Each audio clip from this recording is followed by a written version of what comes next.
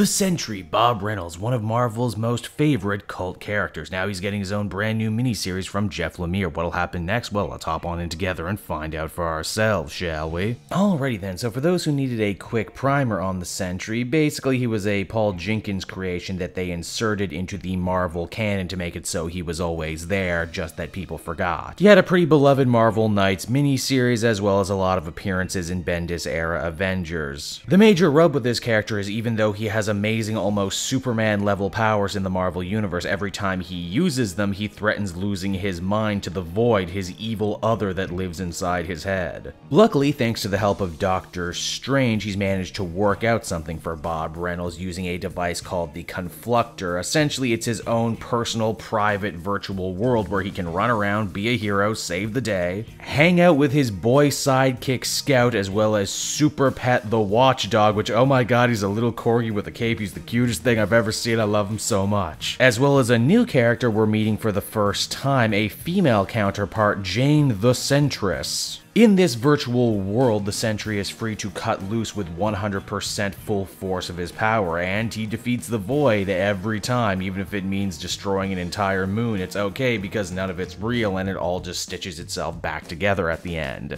Now, this isn't a perfect arrangement. Bob can only spend about 24 hours inside the Confluctor before he has to leave and go back to his normal everyday life, which is kind of drab and kind of shitty. He lives in an apartment he can barely afford. He works a crappy job as a fry cook at a diner, but he gets to work alongside Bill, the now adult version of Scout, who is still coming to terms with the loss of his arm and is ultimately kinda jealous of Bob that he gets to relive the glory days, even if it is only for a small amount of time. Also, Jane, as we discover, is actually one of Bob's co-workers that he has a crush on, so much to the point that he's actually introduced her into his fantasy land. That's either very romantic or very creepy. I will leave that up to you, the reader, to decide for yourself.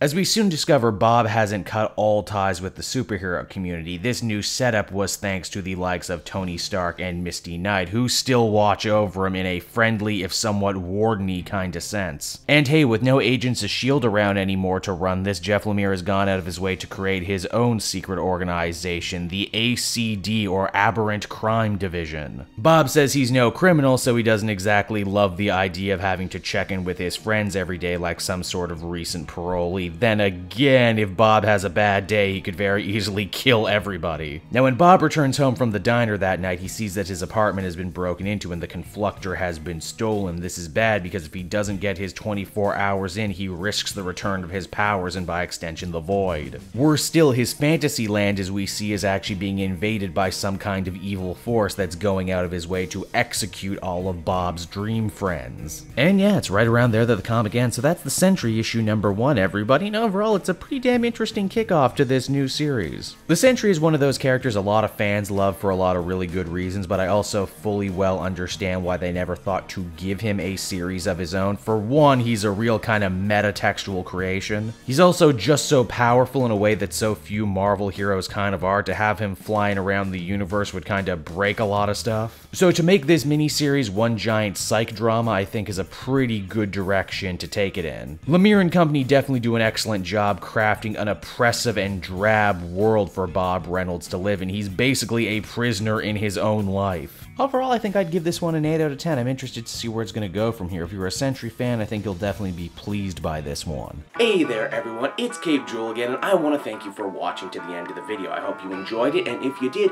why not check out some of these other videos I've been hard at work on. Then you can follow me on Twitter and Facebook at Cape Jewel, so you're always up to date on what I got coming out from the channel next. And hey, if you're in the market for a brand new comic book trade and want to save yourself some money, use my book depository link down in the description. Not only will you not have to pay a cent for shipping, but everything you buy via my link goes to help me in the channel, which is always much appreciated. So until next time, everyone, this has been Cape Joel. I will be back again next time with more great comic content that absolutely smacks. Bye-bye, everybody.